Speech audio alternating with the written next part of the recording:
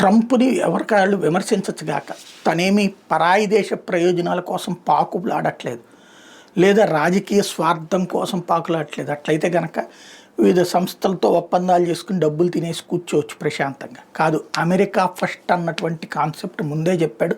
దాని ప్రకారమే ఇతర దేశాలకు సంబంధించినటువంటిది. అంటే మీరు మా దేశం నుండి వచ్చే ఉత్పత్తుల మీదన తక్కువ వేయండి, మేము మీ దేశం నుండి వచ్చే ఉత్పత్తుల మీద తక్కువ వేస్తాం. అలా కాకుండా మా దేశం నుంచి వచ్చే వస్తువుల మీద మీరు ఎక్కువ వేశారా, మీ దేశం నుండి వచ్చే వస్తువుల మీద మేము ఎక్కువ వేస్తాం అన్నటువంటి కాన్సెప్ట్ చెప్పుకొచ్చాడు. అదే అమలు చేస్తున్నాడు. సరే, దాన్ని వ్యతిరేకించేవాళ్ళు, దాన్ని ద్వేషించేవాళ్ళు, దూషించేవాళ్ళు ఎవరి కాన్సెప్ట్ అట్లా ఉన్నా ఇది ఒక బార్గెనింగ్ కాన్సెప్ట్.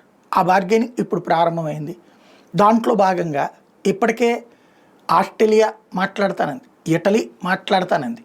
ఒకళ్ళకొకళ్ళు మాట్లాడి తగ్గించుకునేటటువంటి పని. అంటే ఏ ఏ వస్తువుల మీద వాళ్ళు తగ్గిస్తారు, ఏ ఏ వస్తువుల మీద అమెరికా తగ్గింపు కోరుకుంటున్నారు, ఆటోమేటిక్గా జరుగుతుంది. ఇది నిన్నటిదాకా చేసుంటే అసలు ఈ ఆంక్షలు పెట్టాల్సిన పని లేదు కదా, చేశారు. ఇప్పుడు అట్లాగే వియత్నాం ఇదే అనౌన్స్మెంట్ చేసింది, అవసరమైతే జీరో ట్యాక్సేషన్. అర్జెంటీనా అదే చేసింది, అవసరమైతే జీరో ట్యాక్సేషన్. ఇట్లా ఒక్కొక్క దేశం దారికి వస్తుంది ట్రంప్ చెప్పినటువంటి రూట్లోకి.